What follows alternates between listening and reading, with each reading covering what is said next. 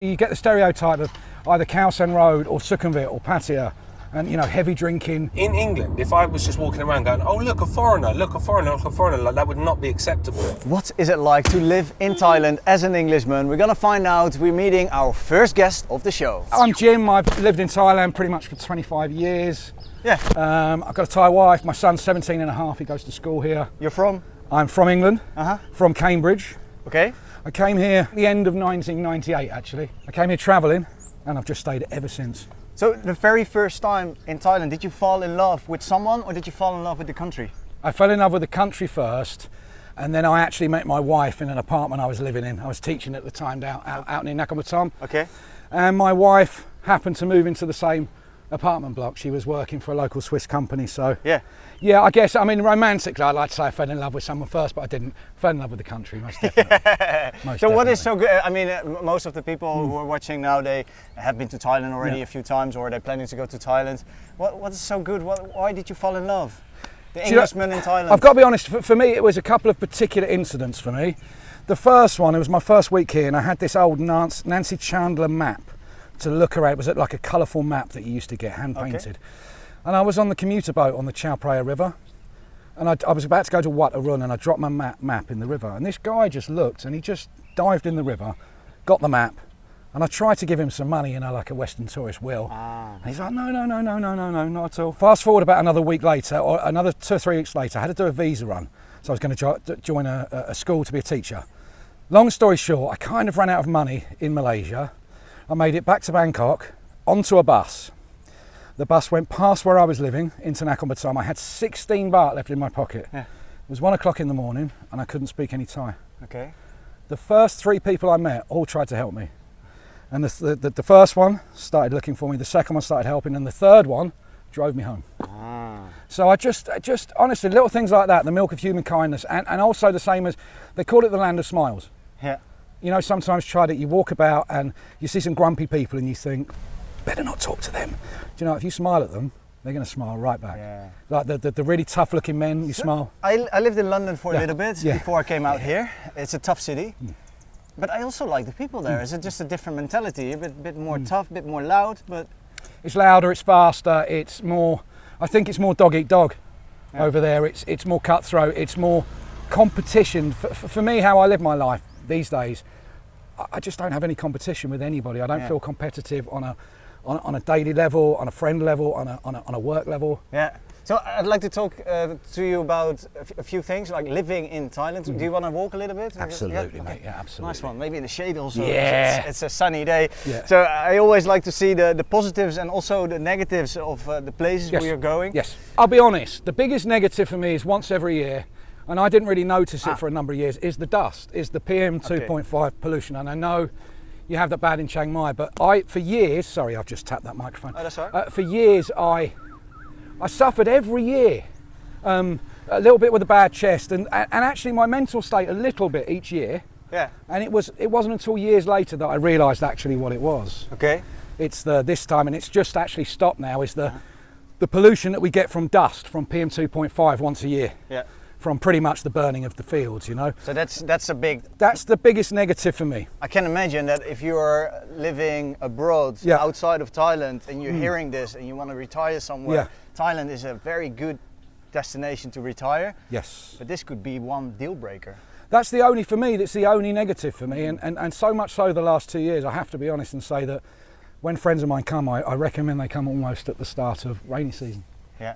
Because although it rains every day, maybe for half an hour, it's still fine, as you know. It's fine, it's cooled down, Hey, you have a kid, you have a son? Yes. And your wife is Thai? Yes. Right? So you have your son with your wife? Yes. How is it, because I believe your son is now, he's about to turn 18? Or yeah, he's going to be 18 this summer, man, And he grew up in Thailand? Yeah, he did, yeah. How is that, like, did you both make that choice, or how does that work? Did you think Thailand is a better place for... Honestly, when he was 3.5, he was born in England, because we went back to England for about 4 years. Yeah. He was born in England, and honestly, at first we were going to come back for a year, because at the time I didn't want him to be like Tiger Woods, because Tiger Woods has got a Thai mum and he's got an American dad. Oh yeah. But he doesn't speak Thai. Yeah. He doesn't respect the culture or anything. I just thought, look, he's mixed race. he needs to speak both languages and respect both cultures, really. And honestly, we came back for a year and we've just stayed. It's just been a lot easier than I thought to live here, and bringing up a kid here, honestly, it's expensive, but it's fantastic. It's such a child-friendly country if you get away from the health and safety issues. Okay, and get away from the health and safety issues? In other words, we have to go old school. We have to pretend it's 1960s or 70s, and parents look after your children. Because if there's a hole there or something there, or you go to a swimming pool, there's no lifeguard, you know, that kind of thing. Okay. There's no real health and safety, so you just have to watch your children. It's easy. They're going to play outside. You teach them the old things, don't you? You don't play with glass. You don't pick up certain things. Honestly, about 10 years ago, I made a decision between my career and happiness, and I thought, you know what? I'd like to be happy every day.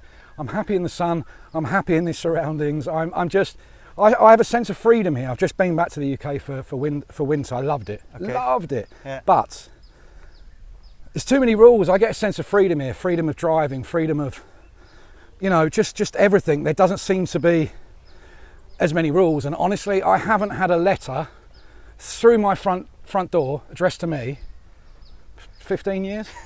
Okay. And that's a good thing, right? That's a very good thing for me. I don't get stressed, Shy. I don't get stressed that way. That's good. That's good. I hope we can maybe also teach a little bit.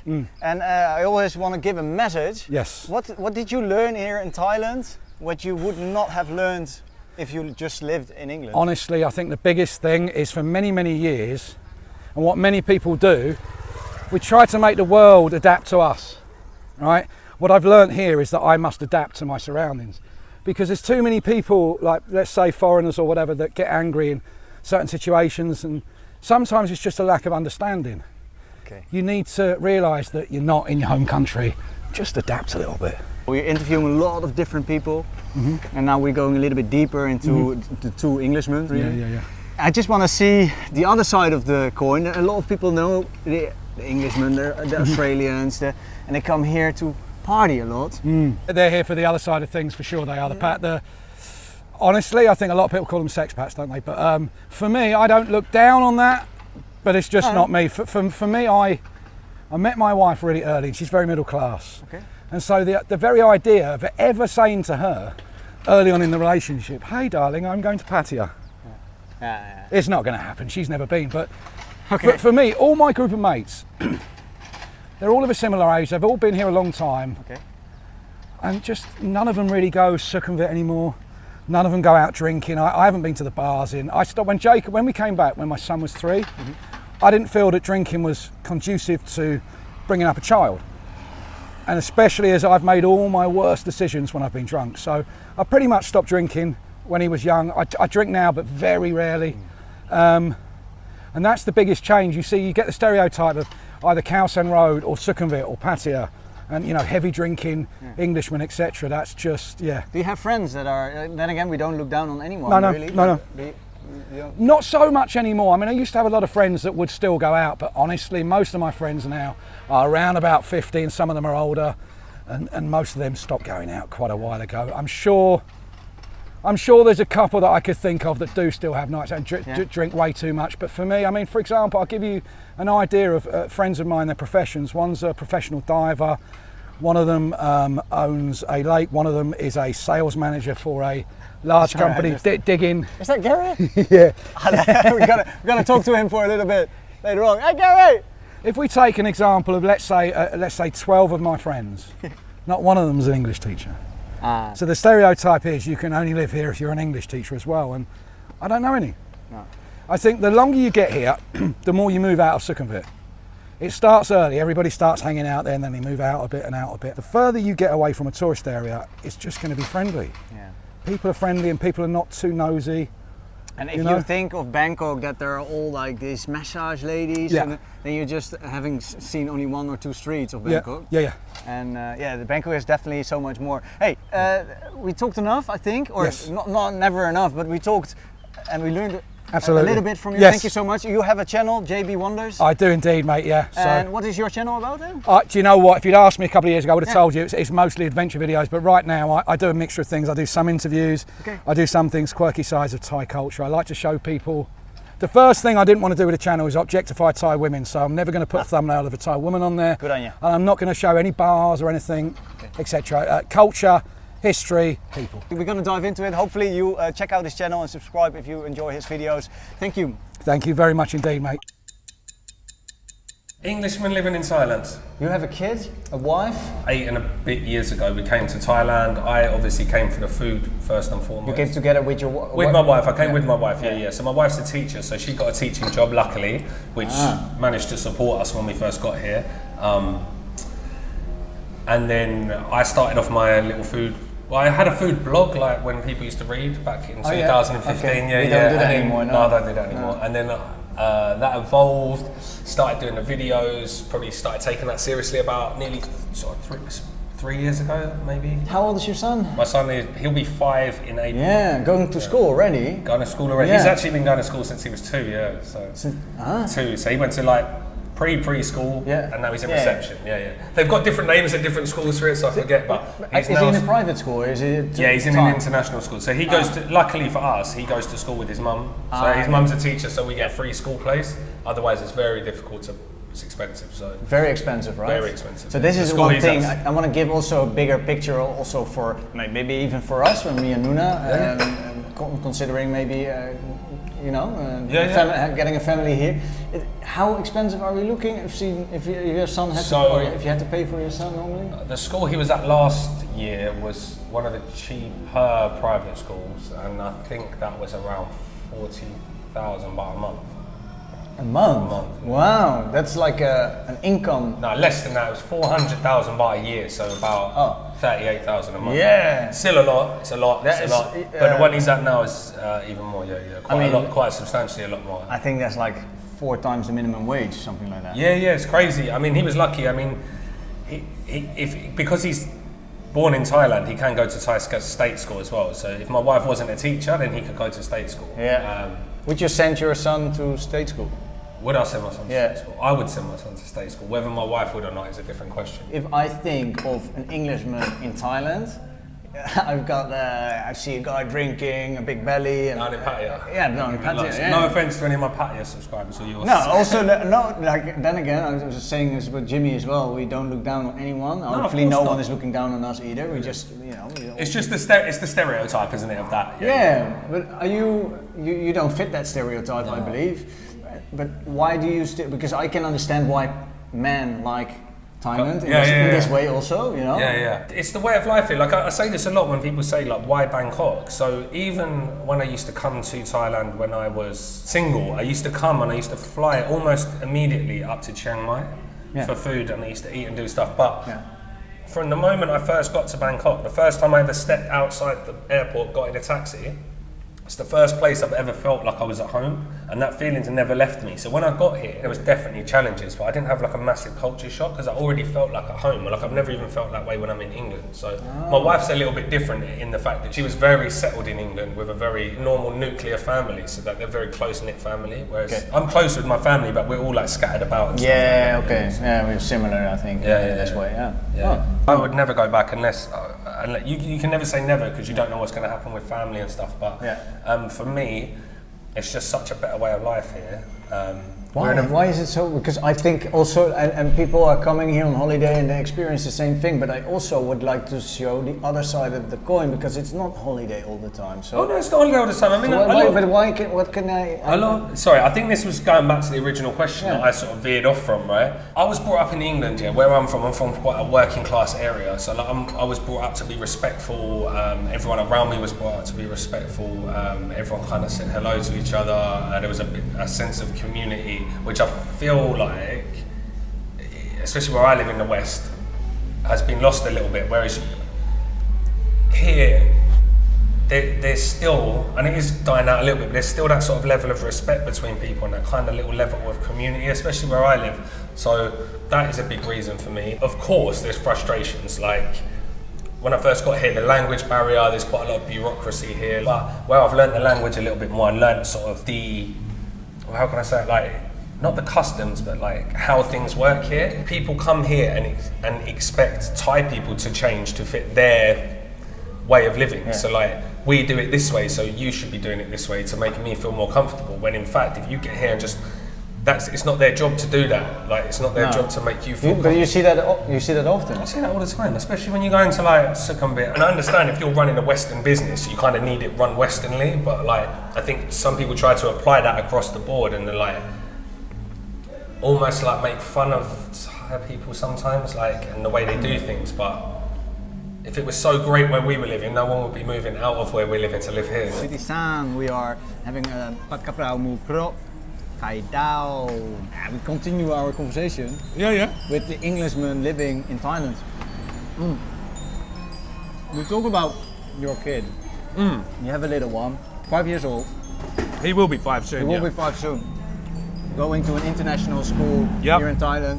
Have you ever considered to grow up your child in England? The sort of life he can have growing up and the experiences he can have here. The things we can do, like this, there's so much to do here every week, the places we can go. We just can't live that kind of life in England. It's so expensive, and for me it's very important that I can finish my work off sort of during the day and I can be present and I can be with him after work. Whereas when I'm in England and I'm working in England, I have to work all day, all night, every day. So for me, I just feel like this is a better place for him. I said this to I think my wife also for you.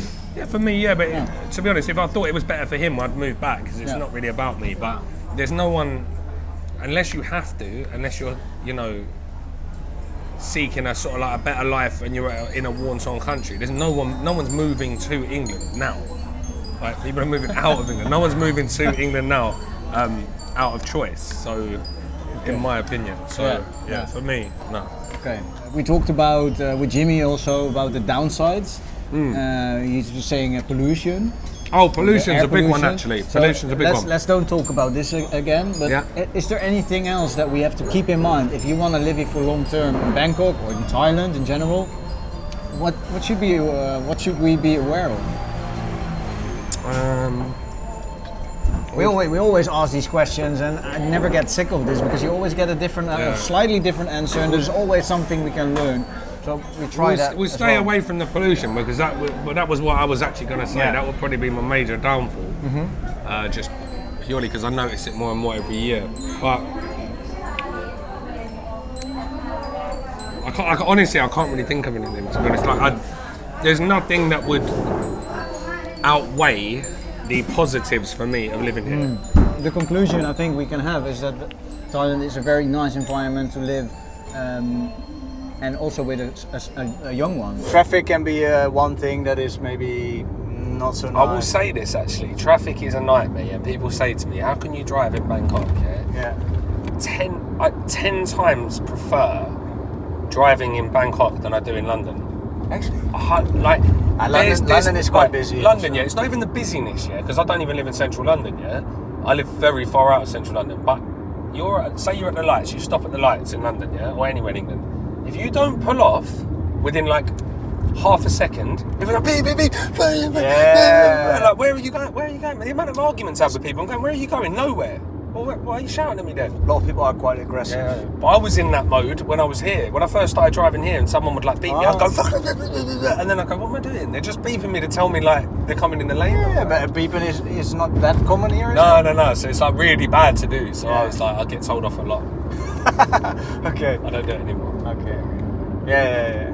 So don't beep in traffic. I think we can give you that. I try to avoid driving in Bangkok. I drive anywhere in the whole Southeast Asia, but the bigger cities, I try to avoid. Maybe I can give that as a tip. If you are not comfortable driving, or if you're new to a city, maybe just hop on a motorbike or get in a car. Always wear a helmet if you do jump on a motorbike, and get familiar with the traffic first for the first couple of weeks that you're here. Are you going to the beach often? Well, it depends if you class Pattaya as a beach, because I don't. There is a beach there. It's not the best beach, but we go down to Pattaya quite a lot because there's like lots of theme parks and kid-friendly hotels, and I don't go to the bars. Actually, yeah. Honestly, we used to avoid it like the plague, but then during COVID we started going down there because easy. It's loads of kid-friendly hotels. That's what I figured as well. Pattaya, I changed my mind on my last visit a little bit because there are a lot of things outside of the red light, let's say, district or the it's like party. It's like saying you don't like Bangkok because of Nana Plaza, but because it's smaller, it seems like it's such a big part of it. But there's some nice spots, private beaches. You can see a nice hotel review on my second channel if anyone wants to go and check that out. Okay, Chai will put some links in the description. Let's get into that now. Actually, you have a channel as well. For those who don't know Gary Butler, go check him out. He is from the Roaming Cook YouTube channel. Quite successful, I can say. Not only in Thailand, also in Vietnam. I'll do a bit. And I think you should check out more of Malaysia, to be really honest. 100%. And Indonesia. 100%. Okay. You were telling about your son is the only white kid. Yeah. May I say that respectfully? So, like my son said to me the other day, why does everyone keep calling me a guava? Because phalang is guava in Thai, right? Foreigner, and it means guava. So he's like, why everywhere we go, why does everyone keep saying I'm saying guava? So like the Thai girl that was with me, like Thai woman that was with me, was just like burst out laughing because she was like, oh my god, that's so funny. Yeah. But it's different. So like you could say discriminate against, because if in England, if I was just walking around going, oh look a foreigner, look a foreigner, look a foreigner, like that would not be acceptable. But it's not said with any malice here, really. So like.